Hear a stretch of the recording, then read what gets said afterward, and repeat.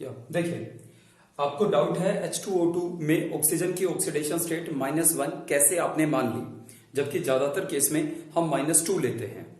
Right, तो इसकी अगर इसकी स्ट्रक्चर देखें तो ये बात आपको समझ में आ जाएगी कि -1 कैसे होती है ऑक्सीजन की ऑक्सीडेशन स्टेट इन H2O2। देखिए, इसकी स्ट्रक्चर कुछ ऐसी होती है हाइड्रोजन परऑक्साइड की, इसे ओपन बुक स्ट्रक्चर कहते हैं। आगे पढ़ेंगे, ये कुछ ऐसे देखोगे ना तो आपको ये ओपन बुक स्ट्रक्चर लगेगी।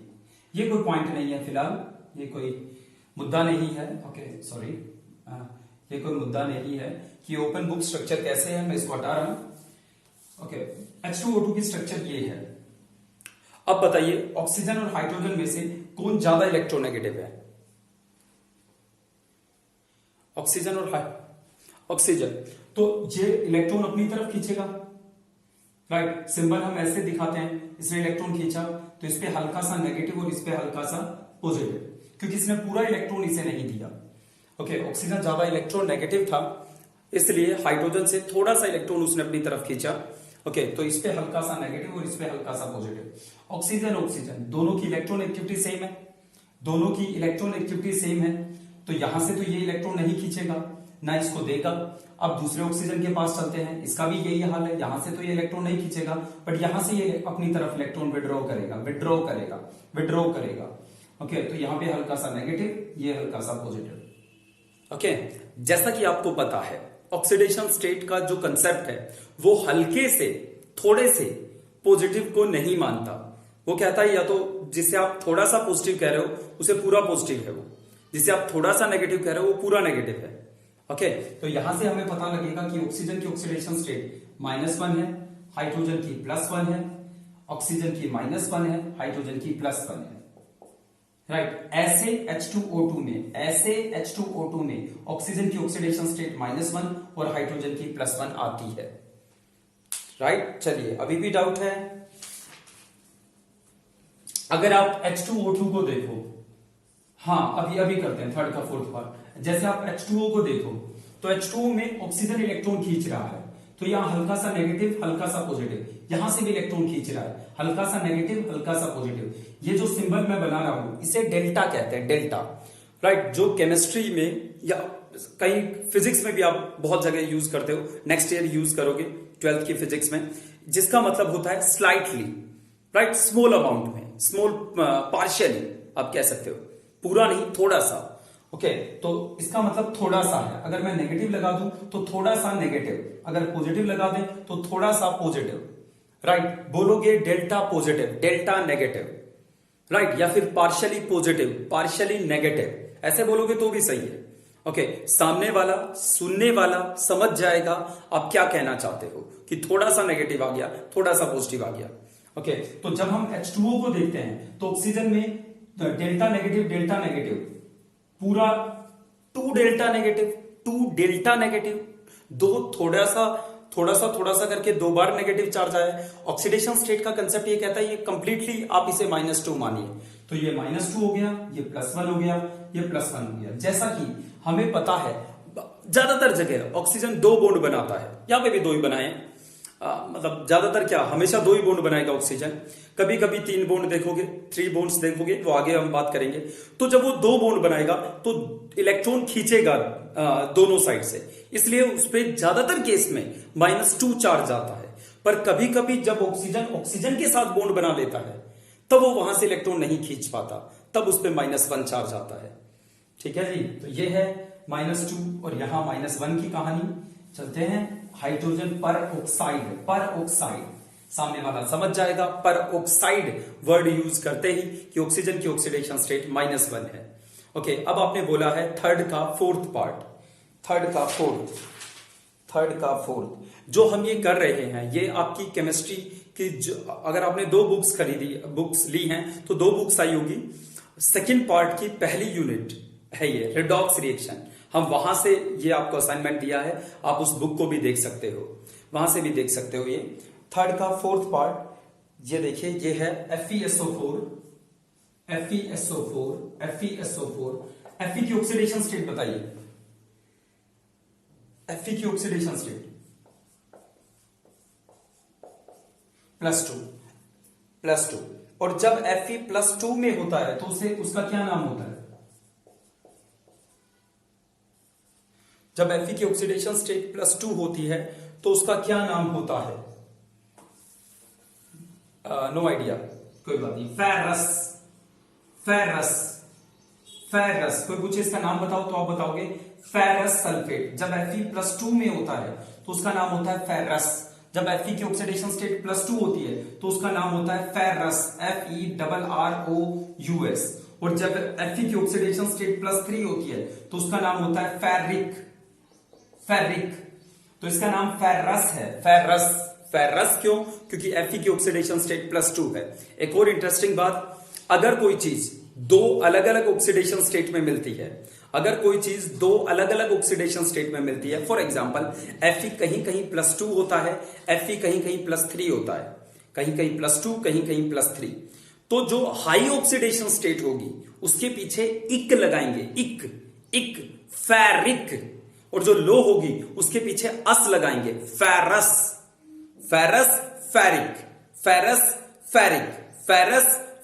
लो के पीछे, कम वाले के पीछे अस, हाई वाले के पीछे इक। जैसे अब एक बात बताइए, कॉपर दो ऑक्सीडेशन स्टेट में मिलता है, कॉपर +1, कॉपर +2, राइट? तो इसका नाम गैस करो क्या होगा? Cu+1 का नाम गैस, हाँ बोलिए। क्यूपरस,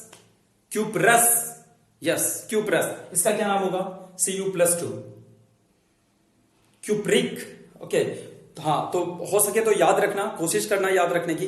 लो अस हाई इक, लो अस हाई इक, हाई ऑक्सीडेशन स्टेट इक, लो ऑक्सीडेशन स्टेट अस। अब ये बताओ, Hg दो ऑक्सीडेशन स्टेट में मिलता है, +1 +2, बताओ इसको क्या कहोगे? मर्क्यूरस। इसका क्या नाम होगा? मर्क्यूरस। इसका Hg+2, मर्क्यूरिक या। तो बच्चों जब हम 11वीं में थे, 11th में थे, तो हमें ऐसा लगता था कि +3 जब भी ऑक्सीडेशन स्टेट होगी तो उसके पीछे इक लगाएंगे, इक। +3 वाले के पीछे इक आता है, +2 वाले के पीछे अस आता है। हमें ऐसा 11th में लगता था। आपको ऐसा नहीं लगना चाहिए। आपके सामने +2 +3 नहीं होने चाहिए, लो और हाई होनी चाहिए। ऑक्सीडेशन स्टेट अगर लो है तो अस, हाई है तो इक, राइट? लो और हाई आपके सामने, आपके दिमाग में ये बातें आनी चाहिए। लो ऑक्सीडेशन स्टेट है उसकी तो अस लगाएंगे, हाई है तो इक लगाएंगे, फिर वो ऑक्सीडेशन स्टेट चाहे कोई भी हो। एक और मैं आपको एग्जांपल देता हूं, फिर आगे बढ़ेंगे। जैसे Sn, हाँ जी बोलिए।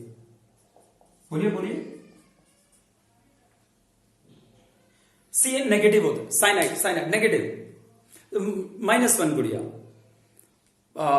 इवन गुड़िया, साइनाइड Cn, क्योंकि उसमें दोनों चीजें, मैं दोनों का कंबाइन इफेक्ट आपको बताऊं तो साइनाइड दोनों मिलके, C और N है वहां, ये है ये C और N मिलके, दोनों मिलके इतने स्ट्रॉन्ग इलेक्ट्रॉन नेगेटिव हैं कि इनकी इलेक्ट्रोनेगेटिविटी दोनों को मिलाकर फ्लोरीन से भी ज्यादा है। मतलब अगर मैं यहां फ्लोरीन जोड़ दूं तो फ्लोरीन +1 हो जाता है, Cn -1 हो जाता है। ओके, Cn -1 हो जाता है। अब आप में से कोई बच्चा मुझसे काउंटर क्वेश्चन कर सकता है कि सर आपने तो हाईएस्ट इलेक्ट्रोनेगेटिव फ्लोरीन बताया था। इलेक्ट्रोनेगेटिविटी क्या होती है? इलेक्ट्रॉन को खींचने की टेंडेंसी।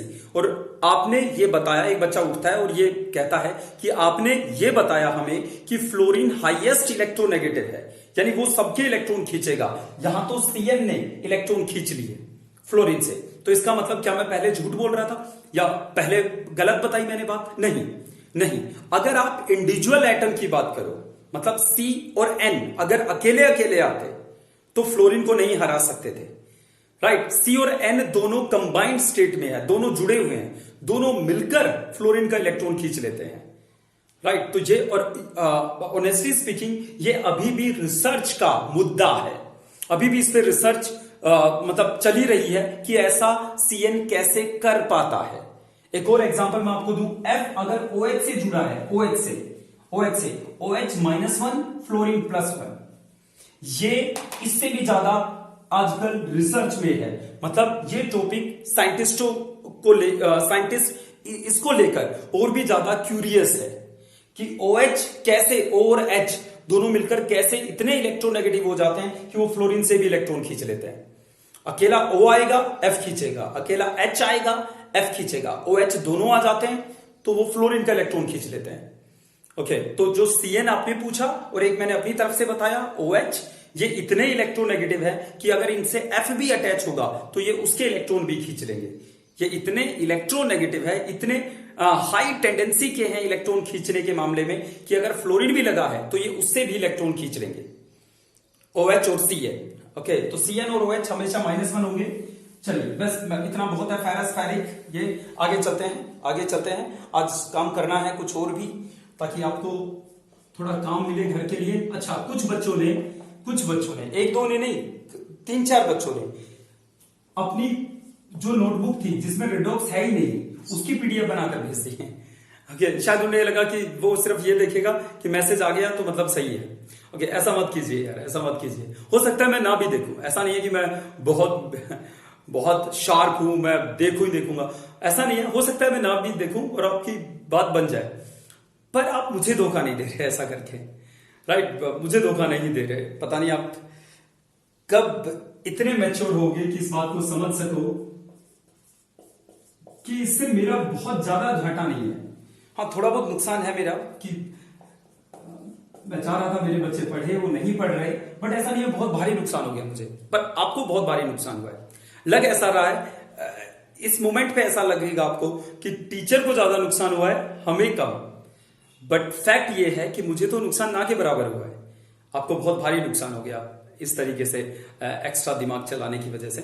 इसका खामियाजा आप भविष्य में देखोगे, पर खैर जो भी है, मुझे उम्मीद है वो आगे से ऐसा नहीं करोगे। ऑक्सीडेशन स्टेट लिखते हैं सबकी।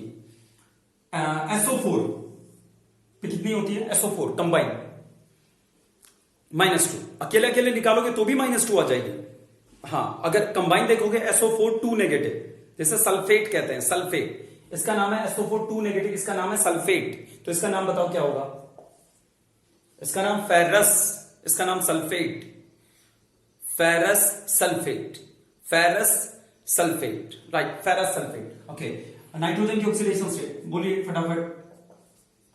-2, -6, +1, +5, फटाफट बोलिए फटाफट सर। -2 +1, वैसे आपको पता है -2 प्लस, हाँ बोलो +6 कैसे? +6 -2 -4 सर -8 हो गया, +1 +1 +2 हो गया, तो पक्का इस पे +6 होगा, तभी तो ये ओवरऑल न्यूट्रल होगा। टोटल चार्ज न्यूट्रल रहना चाहिए, तो -8 -2 की वजह से यहां पे आ गया -8। ओके, ऐसे आप मुझे पता है, आप कर लोगे। SO4 पे 2 नेगेटिव है, तो Fe पे बताओ कितना होगा? SO4 पे +3, शाबाश भाई साहब, शाबाश, +3। कुछ बच्चे +6 सोच रहे होंगे, +6 वो गलत सोच रहे हैं। वो कैसे और सोच क्यों रहे हैं ये भी देखो। एक पे -2 तो 3 पे -6, SO4 3 है, एक पे -2 है तो टोटल -6 हो गया। उनको लगेगा बचे हुए पे +6 है, वो एक बात भूल जाते हैं कि ये तो सही है कि बचे हुए हिस्से पे +6 है, बट आपसे ऑक्सीडेशन स्टेट पूछी जा रही है, और ऑक्सीडेशन स्टेट 2 Fe की नहीं होती, वो 1 Fe की होती है, सिंगल Fe की। ओके, सिंगल Fe की, तो 2 Fe पे +6 है तो 1 Fe पे तो +3 होगा, और ये ऑक्सीडेशन स्टेट है। NO -2 +1, NO -2 sorry O -2, yes आगे आपको पता है -2 +1, -2 +1, ये आपके पास है, ये ऊपर वाला हिस्सा, ये नीचे। चलिए, Fe +2 से +3 हो गया, Fe +2 से +3 हो गया, बोलिए +2 से +3।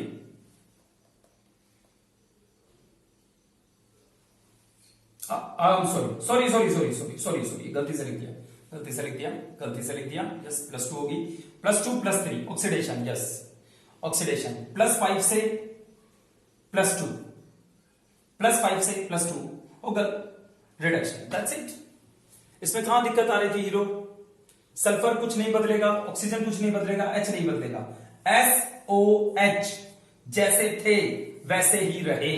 फाइनली बदला कौन कौन? Fe और NO, सॉरी N, Fe और N ने अपनी ऑक्सीडेशन स्टेट बदली है। राइट, ये जैसे थे वैसे रहे, क्योंकि यहाँ पे आपको तीन ही चीजें दिख रही है, या तो Fe दिख रहा है, सॉरी 5 चीजें दिख रही है, या तो Fe दिख रहा है, या सल्फर दिख रहा है, या ऑक्सीजन दिख रहा है, या हाइड्रोजन दिख रहा है, या नाइट्रोजन दिख रहा है। इन 5 में से SOH ने जैसा था वैसे ही रहे, इस साइड भी और उस साइड भी। Fe और N ने अपनी ऑक्सीडेशन स्टेट बदली है। ओके राइट, आई होप ये हो गया होगा। ओके तो ये हमारे पास Fe का है। ओके डन भाई साहब, ये थर्ड का फोर्थ था। डन। कभी कभी हम छोटी मोटी गलतियां कर देते हैं। हाँ जी हाँ जी हाँ जी, बोलिए गुड़िया। यस यस, हाँ हाँ, BS3 बोरेन, हाँ -3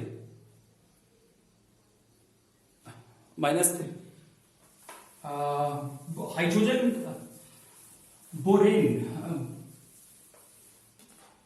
एक सेकेंड, BH3 ना, BH3 कह रहे हो आप, या आई एम सॉरी गुड़िया, B की +3 हाइड्रोजन की -1, ये है इसकी ऑक्सीडेशन स्टेट।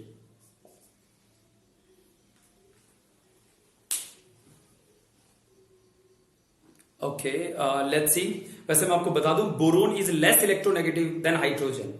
बोरोन की इलेक्ट्रोनेगेटिविटी हाइड्रोजन से कम है।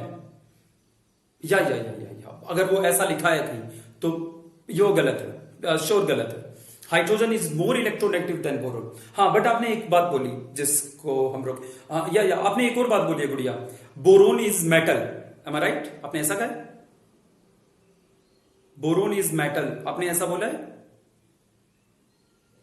गुड़िया? आपने बोरोन को मेटल कहा, या boron is not metal, is not a metal, is not a metal, या इट्स, हाँ या you can say it's a metalloid, right. But इसकी ज्यादातर प्रॉपर्टी नॉन मेटल की तरफ जाती है, ज्यादा कैरेक्टर इसके नॉन मेटेलिक नेचर के होते हैं। ओके तो आप इसे मेटल नहीं कह सकते।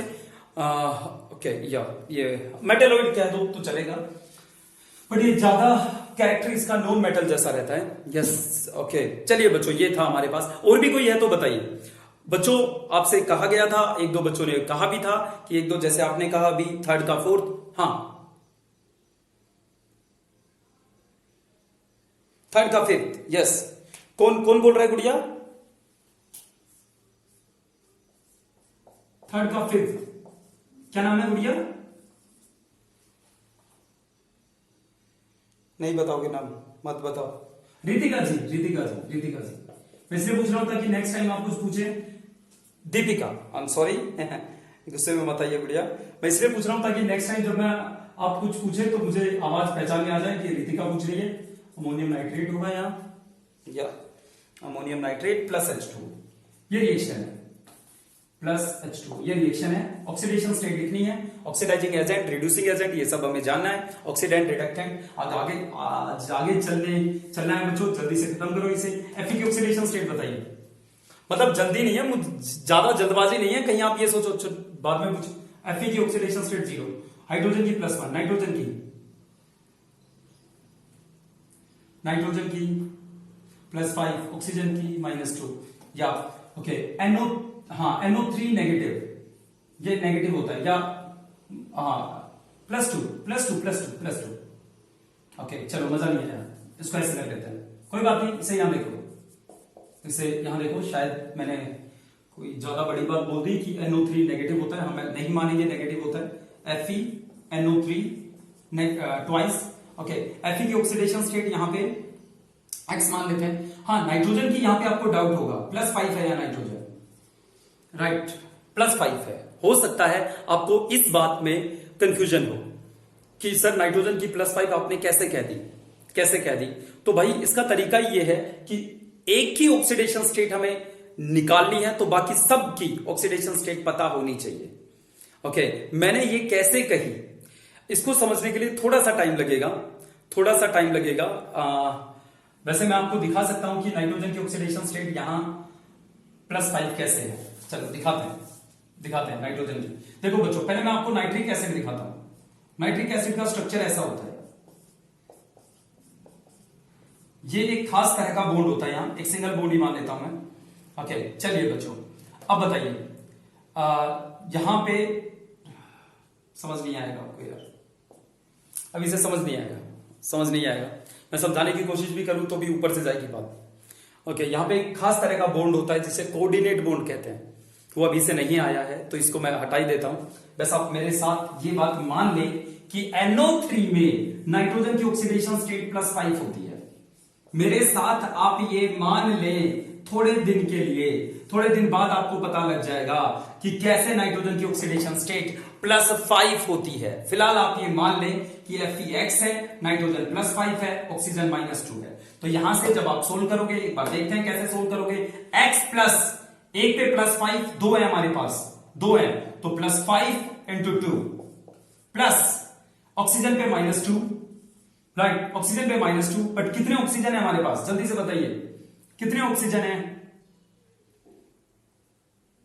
3 नहीं है यार, 6 है, ट्वाइस है। ओके, आई एम सॉरी बच्चों, स्ट्रक्चर से समझ में नहीं आएगा अभी से आपको, क्योंकि आपको स्ट्रक्चर ही नहीं पता, पर आगे पता लग जाएगी थोड़े दिन बाद। = 0, तो यहां से x की जो वैल्यू आएगी वो आएगी +2, तो Fe की ऑक्सीडेशन स्टेट यहां +2 है। डाउट होना बिल्कुल लाजमी था, ये जो डाउट आया वो डाउट आ सकता है, किसी को भी आ सकता है। ओके, यहां पे तो दिक्कत नहीं आई होगी। यहां पे इस नाइट्रोजन की ऑक्सीडेशन स्टेट है +5, NO3 में नाइट्रोजन की +5 होती है, इस नाइट्रोजन की -3 है। ऐसा ही हुआ है? ऐसा नहीं हुआ होगा क्योंकि आपको इसमें भी डाउट होगा। नाइट्रोजन की -3, इस नाइट्रोजन की +5। या बहुत सारे डाउट है ना इसमें, वो है या नहीं यार, बता तो दो यार। इसकी -3 है, इसकी ओके, चलिए कोई बात नहीं, कोई बात नहीं। आप इसको ऐसे देखो, ऐसे देखो, छोड़ो, जहां आपको ऐसे दो अलग अलग एलिमेंट दिख जाए अलग अलग जगह, उनको जोड़ दो। इसको आप ऐसे लिख दो, N2, 2 N है, NH4 NO3 N2 H4O3, ऐसे लिख दो, N2 H4O3 ऐसे लिख दो। अलग अलग जगह लिखा होगा, जोड़ के लिख दो, N2 H4O3। अब इसकी ऑक्सीडेशन स्टेट निकालो, X +1 -2, रिजल्ट आ जाएगा, रिजल्ट आ जाएगा, डरने की बात नहीं है। नाइट्रोजन X H4 H की +1, ऑक्सीजन की -2। जल्दी से नाइट्रोजन की ऑक्सीडेशन स्टेट बताइए, बेशक फ्रैक्शन में आए, बेशक फ्रैक्शन में आए, नाइट्रोजन की ऑक्सीडेशन स्टेट बताइए। 1 +1 भाई, हाँ जी +1, जरा देखो कैसे निकाली। 2x, कुछ बच्चे सो रहे हैं, कुछ बच्चे जाग रहे हैं बट कुछ और देख रहे हैं। +1 क्योंकि मम्मी पापा ने अभी दिया है फुल। -2 × 3 = 0, तो 2x यहां से आएगा 4, यहां से आएगा -6 = 0, यहां से आएगा -2, साइड जाकर हो जाएगा +2, x = +1। तो नाइट्रोजन की ऑक्सीडेशन स्टेट, मैं हटा रहा हूं इसे हटा रहा हूं, इसे हटा रहा हूं, अब मैं इसे भी हटा रहा हूं, इसे भी हटा रहा हूं, इसे भी हटा रहा हूं, और उसकी जगह ये लिख रहा हूं N2H4O3, ये लिख रहा हूं मैं। अब देखो नाइट्रोजन की ऑक्सीडेशन स्टेट +5 से +5 ही रही, बट एक जगह नाइट्रोजन +5 से +1 हो गया, तो इसका क्या हुआ? नाइट्रोजन +5 से +1 हो गया, तो इसका रिडक्शन हुआ है, राइट। 100 बातों की एक बात, आगे से अगर दिक्कत आए, अगर आगे से दिक्कत आए, एक ही एलिमेंट दो जगह दिख रहा है आपको, दो कार्बन है, दो कार्बन है, वो कार्बन दो अलग अलग जगह लिखा हुआ है फॉर्मूले में, उनको जोड़ के लिख लो, उनको जोड़ के लिख लो, फिर उनकी ऑक्सीडेशन स्टेट निकाल लो। ठीक है जी, ठीक है जी, दो अलग अलग जगह जोड़ के लिख लो, जोड़ के लिख लो। 10 कार्बन है, अलग अलग जगह दिखा रखे हैं, सबको जोड़ के C10 ऐसे लिख लो फॉर्मूले में, फिर उसकी ऑक्सीडेशन स्टेट निकाल दो, तो भी आपका आंसर वही आएगा। ठीक है जी, और भी कोई डाउट है तो बताइए, और नहीं है तो बताइए, है तो बताइए। एक बार दोबारा देखो, एक बार दोबारा देखो इसे, कुछ बच्चों को समझ में नहीं आया होगा, एक बार दोबारा देखो, और एक बार दोबारा देखिए बच्चों, इसे दोबारा देखिए। रिएक्शन ये थी, रिएक्शन ये थी, क्या थी सर? FeSO4, सर ये थी FeSO4 plus HNO3 plus HNO3 plus HNO3 plus H2SO4 HNO3 plus, नहीं गलत तो नहीं लिख रहा मैं, गलत लिख रहा हूं, गलत लिख रहा हूं, गलत लिख रहा हूं, यस गलत लिख रहा हूं, सॉरी, ये तो पहले वाली थी। Fe प्लस HNO3, ये थी रिएक्शन। क्या बन रहा था इससे, क्या बन रहा था, क्या बन रहा था? जाना नहीं है, कहीं बोर नहीं होना। FeNO3 NO3 twice plus NH4 NO3। Deepika क्या लिखोगे इसे? NH4 NO3 को दीपिका क्या लिखोगे इसे? NH4NO3 को दीपिका क्या लिखोगे इसे? N, हाँ 2 N है तो 2 N को मिला के लिख दो N2H4O3। बस अब न्यूमेरिकल सोल्व करना है, अब रिएक्शन को आगे देखना है, आगे चलना है, किसका रिडक्शन हुआ किसका ऑक्सीडेशन अब देखना है, ऐसे देखना है, राइट। ये बात ऐसा नहीं है कि मैं पल्ला झाड़ रहा हूं, हम आगे करेंगे, बट अब अगर इस टॉपिक को करने लगे तो जो टॉपिक 17 तारीख को आने वाला है वो रह जाएगा, क्योंकि बहुत लेंथी टॉपिक है, बहुत आसान है वैसे तो, बट है थोड़ा टाइम कंज्यूमिंग कि कैसे लिख दिया, NH4NO3 का मतलब क्या है। ओके, ये हम आगे देखेंगे, 2 N अलग अलग क्यों दिखाए हुए हैं, ओके आगे देखेंगे। फिलहाल के लिए हम इसे ऐसे सोल्व करेंगे। चलिए बच्चों, नेक्स्ट हमारा टॉपिक है balancing of reaction, balancing of redox reaction, balancing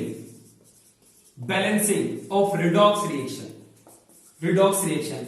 हम ये एक्सपेक्ट करते हैं, आशा करते हैं कि आज है वेंसडे, थर्सडे, फ्राइडे, सैटरडे, 4 दिन में ये टॉपिक खत्म हो जाएगा। 4 दिन, हो सकता है 5 दिन भी लग जाए, बट अगले वीक से हम रिवीजन स्टार्ट कर देंगे, जो भी हमने पढ़ा है उसका।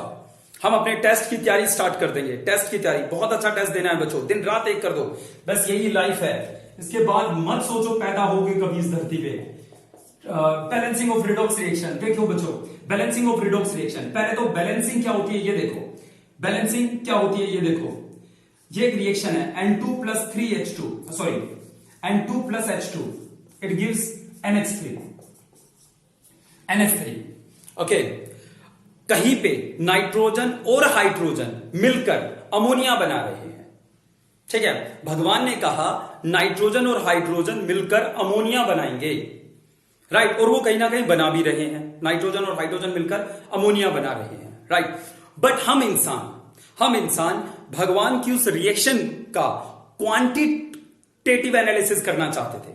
हम देखना चाहते थे कि कितना नाइट्रोजन दे, कितना हाइड्रोजन दे और कितना उससे अमोनिया बनेगा, ये हम इंसान जानना चाहते थे। नाइट्रोजन और हाइड्रोजन का मिलकर अमोनिया बनना, ये एक नेचुरल प्रोसेस है, नेचर ऐसा करता है, प्रकृति ऐसा करती है, भगवान ऐसा करवाता है, नाइट्रोजन और हाइड्रोजन को मिलाकर अमोनिया बनाता है, राइट। बट हम इंसान उनकी इस करामात को गिनना चाहते थे, कैलकुलेट करना चाहते थे कि कितना नाइट्रोजन दे, कितना हाइड्रोजन दे और कितना अमोनिया बनेगा।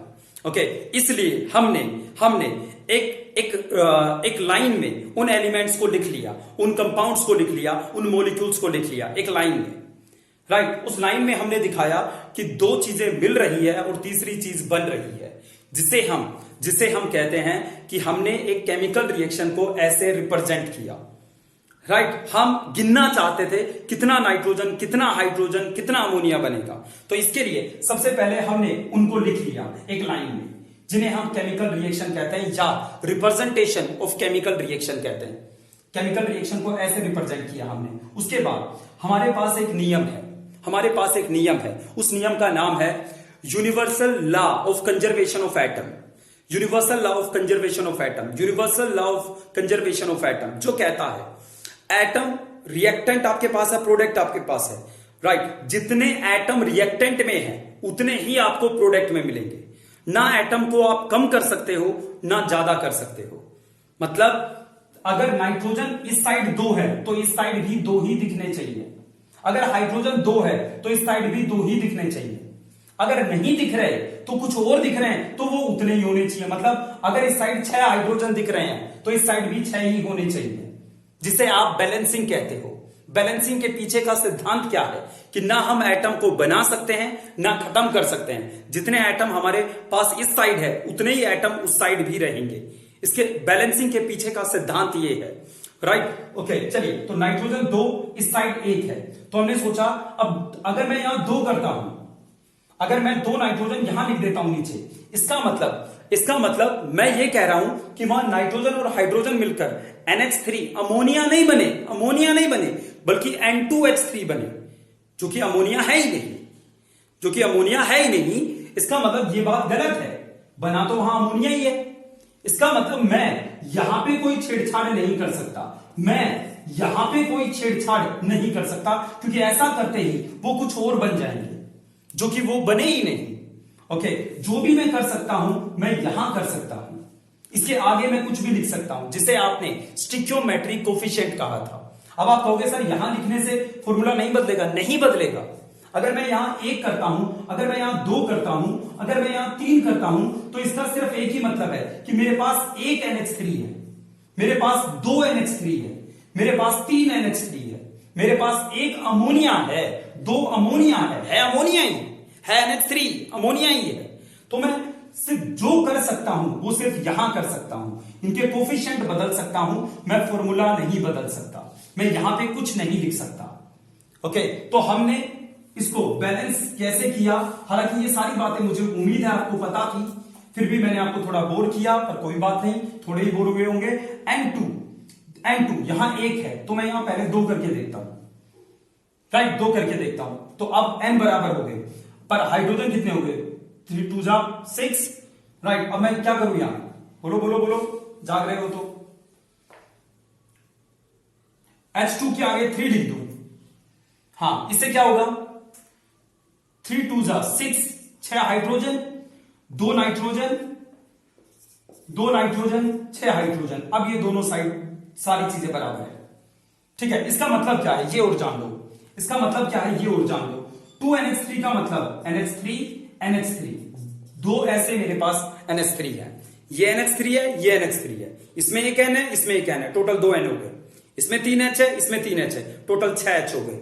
तो इसका मतलब ये है, जब हम आगे कोफिशिएंट बदलते हैं तो इसका मतलब ये है कि वो कितने हैं, वो है वही, बट उसका अमाउंट हम बदलते हैं। तो ये हमारी नॉर्मल बैलेंसिंग है, ये हमारी नॉर्मल बैलेंसिंग है, नॉर्मल बैलेंसिंग जो आपने अब तक पढ़ी है, 10th तक आपने ये पढ़ी है। रिडॉक्स रिएक्शन की मैं बात करता हूं, अब रिडॉक्स बैलेंसिंग की बात करते हैं। रिडॉक्स बैलेंसिंग में समस्या यह है कि वहां हमें 2 चीजों को बैलेंस करना पड़ता है। पहला तो एटम्स, जो आपने यहां पे भी किए, दूसरी चीज इलेक्ट्रॉन है। कुछ लोग इसे चार्ज भी कह देते हैं, कुछ लोग ये भी कह देते हैं कि आपको चार्ज बैलेंस करना है, साथ में एटम्स को भी बैलेंस करना है। कुछ लोग ये कह देते हैं कि जितना चार्ज रिएक्टेंट में है उतना ही चार्ज प्रोडक्ट में भी दिखना चाहिए, राइट। हम कहेंगे चार्ज कह दो, या हम कहेंगे इलेक्ट्रॉन बैलेंस करना। हम कहेंगे क्योंकि ऑक्सीडेशन का मतलब लॉस ऑफ इलेक्ट्रॉन होता है, तो अगर कोई उस ध्यान से सुना बच्चों, अगर उस रिएक्शन में कोई 2 इलेक्ट्रॉन लूज कर रहा है तो 2 इलेक्ट्रॉन कोई गेन करने वाला भी होना चाहिए। अगर कोई लूज तो 2 कर रहा है, रिएक्शन में दिख ऐसा रहा है कि लेने वाले ले कोई 4 रहा है